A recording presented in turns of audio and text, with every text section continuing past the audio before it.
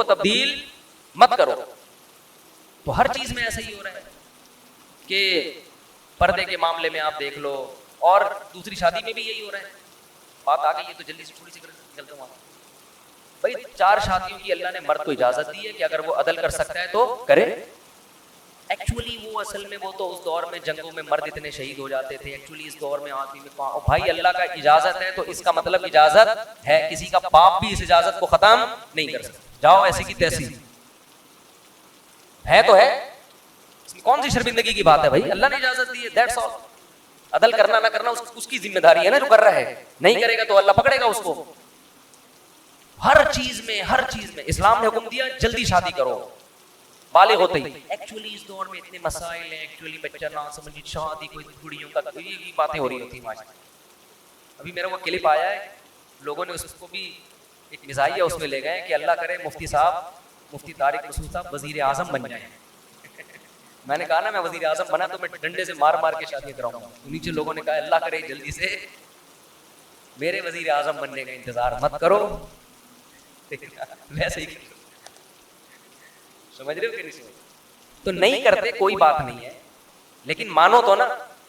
تو جو بھی اللہ, سود حرام ہے, خام خام میں اس پہ حلال کا لیبل مت لگاؤ. سود پر انشورنس جوا اور غرر ہے, یہ حرام ہے, چاہے انسانیت کو فائدہ ہی ہو رہا ہو. اللہ نے منع کر دیا بھائی, خمر میسر والمیسر والانصاب والازلام, یہ خرید و فروخت کا تجارت کا جائز طریقہ نہیں ہے. حج آپ کو زندگی میں ایک بار کرنا پڑے گا. حج کے پیسے کسی غریب کو کھلاؤ گے تو حج ادا نہیں ہوگا. قربانی سے ہوگی. لوگ کہتے ہیں قربانی کے پیسے سے کسی لڑکی کو جہیز دے دو, جہیز دینے سے جہیز کا ثواب مل جائے گا. قربانی آدم, جب حضرت اللہ نے ابراہیم علیہ السلام کو کہا تھا نا بچے کو ذبح کرو, تو ابراہیم علیہ السلام نے یہ نہیں کہا تھا کہ اللہ اس سے بہتر ہے کہ میں کسی بیوہ کی شادی کرا دوں. یہ کیسا حکم دے رہے بچے کو ذبح کرو؟ اے اللہ میں کسی غریب کو جہیز دلا دیتا ہوں. اے اللہ میں ہسپتال کھول لیتا ہوں جس میں غریبوں کا فری علاج ہوگا. اگر ابراہیم علیہ السلام اللہ سے اس قسم کے اعتراضات کرتے نا تو خلیل اللہ نہ بنتے. یہ شیطان کا کام ہوتا ہے کہ میں کیوں کروں, یہ کچھ اور بول دے. اللہ اس وقت شیطان سے کہتے کہ چل تو سجدہ نہیں کرنا, نہیں کر, تو 1 کروڑ رکعت کی نیت باندھ لے. شیطان فوراً باندھ لیتا. فوراً کیا کرتا؟ بولو, باندھ لیتا. اللہ اس سے کہتے ٹھیک ہے تو غریب جنات کو کھانا کھلا. وہ بھی جن تھا نا, تو غریب جنات کو کیا کھلا؟ کھانا. شیطان دبا کے کھلاتا کیونکہ وہ بڑا عبادت گزار تھا.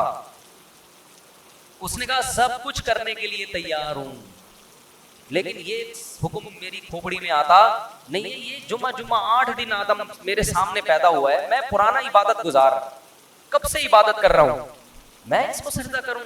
یہ بات ساڑی عقل بولو نہیں ہے. یعنی اللہ کو سمجھائے گا کہ تو نے, اب یہ دیکھو لوگ کہتے ہیں نا لڑکی کا آدھا حصہ کیوں ہے, لڑکے کا ڈبل کیوں ہے. اس کا مطلب آپ اللہ کو مشورے دے رہے ہو کہ اس نے بہن کا آدھا کیوں رکھا اور بھائی کا ڈبل کیوں رکھا. خواتین سے ہم کہتے ہیں مرد گھر کا سربراہ ہے, آپ کو اس کی اطاعت کرنی ہے. خواتین کہتی ہیں کیوں, فوراً کہتی ہیں کیوں, یہ اس میں کیا ہے, یہ اس کو میں سربراہ مانوں, میں اس کی اطاعت کروں, یہ مجھ سے پوچھ کے گھر سے باہر جاتا ہے جو میں اس سے پوچھ کے جاؤں. بھائی مرد کو اللہ نے پابند نہیں کیا ہے کہ وہ بیگم کو جہاں بھی جائے بتا کے جائے. عورت کو پابند کیا ہے کہ جب وہ گھر سے نکلے گی میاں کو بولو بتا کے جائے. ہاں مرد بھی اگر بتا کے جاتا ہے تو ایک اچھا میاں کہلائے گا وہ مارکیٹ میں, جو آج کل شارٹ ہیں. اچھی بات ہے, اخلاق کا تقاضا ہے, جہاں جا رہے ہو بتا دو. کوئی غلط, کوئی بم پھاڑنے تھوڑی جا رہے ہو, چرس پینے تھوڑی جا رہے ہو, دوستوں میں جا رہے ہو, بتا دو بیگم میں ذرا بیٹھا ہوا ہوں. اخلاق کا تقاضا. اور قانون کیا ہے کہ رخصتی عورت کی ہوتی ہے, آدمی کی نہیں, وہ باؤنڈ ہوئی ہے. لیکن آج کل سسٹم الٹ, آدمی کی ایسی کی تیسی ہو جاتی ہے. کم بخت 2 منٹ نہیں کہیں بیٹھ سکتا, لوکیشن پہ پتہ چل رہا ہوتا ہے کہاں بیٹھا ہوا ہے اس کا. پوری میپ پہ لوکیشن ڈالی ہوئی ہوتی ہے, اپنے بندے کا ڈی این اے ڈالا ہوا ہوتا ہے اس میں. تو لوگ پھر ڈپریشن میں آتے ہیں, یار گھر سے باہر کہیں آزادی ختم ہو گئی. تو اس کو اللہ نے پابند کیا ہے. ہاں پابند کا یہ مطلب نہیں کہ جیل خانے میں ڈال دیا, اس کو کہیں جانے ہی نہ دیں آپ, لیکن شوہر کو اعتماد میں لینا ضروری ہے. اب خواتین کہتی کیوں, ہم تو مرد کے برابر ہیں. بھائی اللہ نے نہیں بنایا آپ کو. للرجال علیہن درجہ, اللہ کہتے ہیں میں نے مرد کو عورت پر ایک درجہ فضیلت دی. تو عقل مند عورت کہے گی بھائی اللہ نے اس میرے میاں کو میرا سربراہ بنا دیا, اے اللہ میں تیرے حکم پہ راضی ہوں, اگرچہ مجھے کھوپڑی میں آتا نہیں ہے, لیکن میں اس کو سر کا تاج بناؤں گی, اس کی خدمت کروں گی, اس کو عزت دوں گی, اس کو احترام دوں گی. عقل مند عورت یہ کرے گی کس کو خوش کرنے کے لیے؟ اللہ کو, کہ بھائی یہ بھی مر جائے گا ایک دن تو مجھے اللہ اس پہ کیا دے گا؟ اجر, کہ تو نے اپنے شوہر کو راضی رکھا تھا. اور اللہ نے میاں کو پابند بنا دیا کہ سارا خرچہ کس کے ذمے ہے؟ تمہارے ذمے. اب میاں بیوی کو سمجھا رہا ہوتا ہے ایکچولی آج کل مہنگائی کا دور ہے, ایکچولی تم بھی جاب کرو, دیکھو گھر مل کے ایسے نہیں ہوتا, یہ ٹوپی ڈرامے ہیں بھائی. جب اللہ نے کہہ دیا بما انفقوا من اموالہم, مہنگائی ہو یا سستائی ہو, گھر کا سارا خرچہ کس کے ذمے ہے؟ آدمی کے ذمے.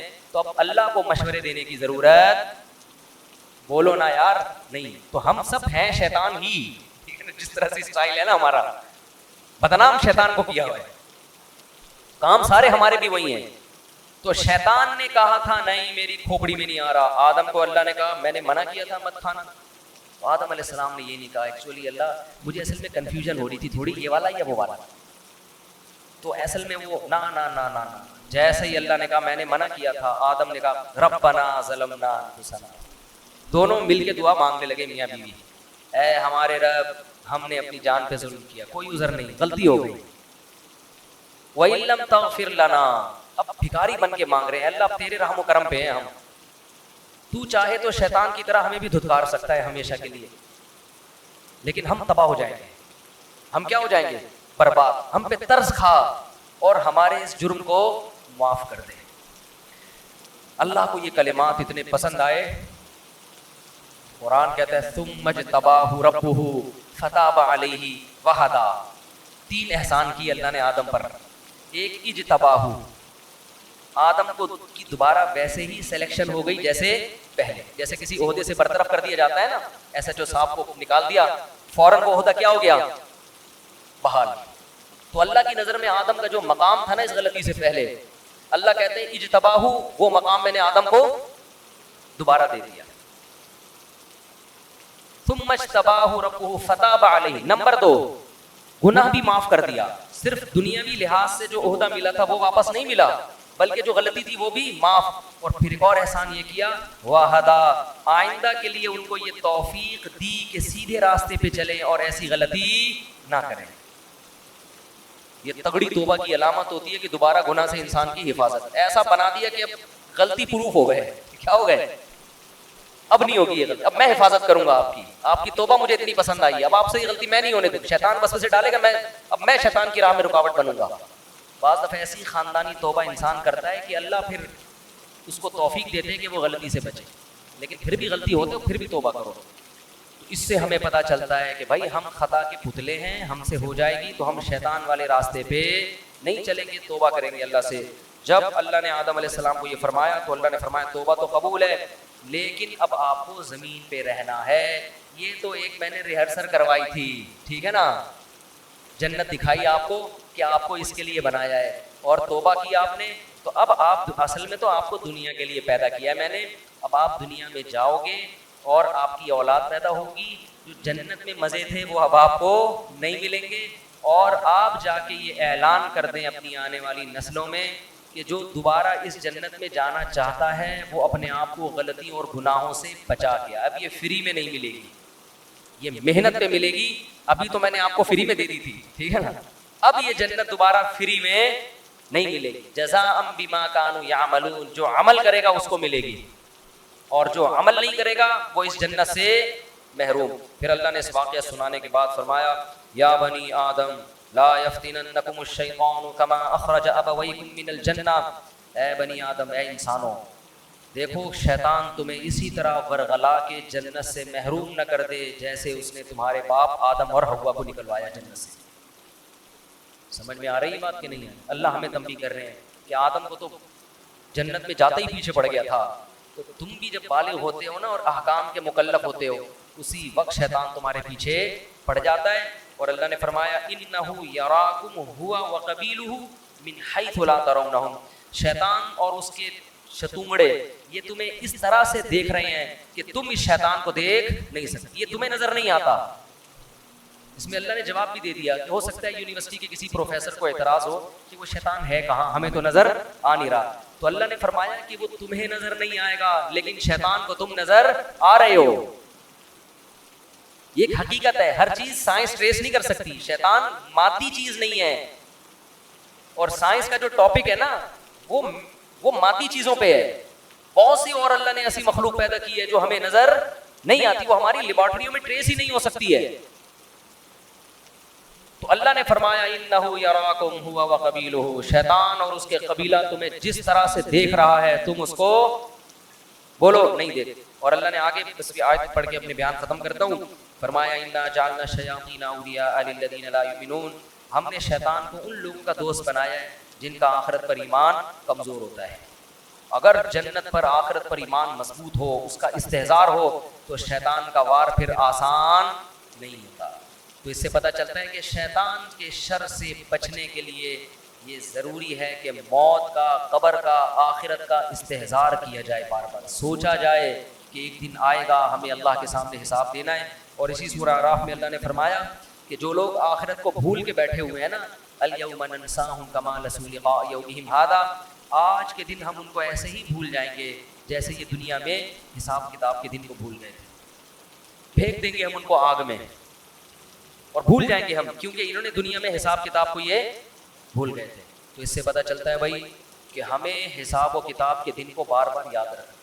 گھروں میں اس کا تذکرہ کیا کریں, دوستوں میں تذکرہ کیا کریں, بھائی ایک دن حساب و کتاب کا آنے والا ہے.